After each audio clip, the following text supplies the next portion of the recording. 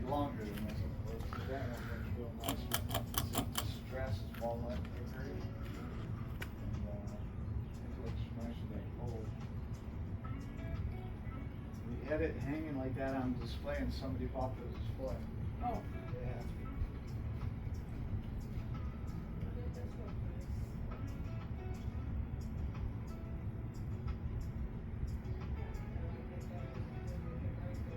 Got that kind of distressed look. It shows a little bit of a farmhouse chic or whatever.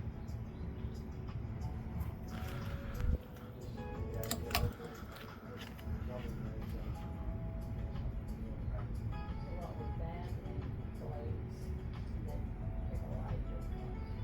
And he's looking at, so Dixie Bell is a probably one of the best ones, that's $2.99. Those are for sure.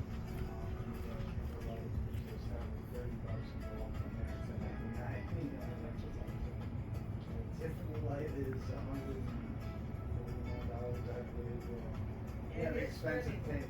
You pick the most expensive light.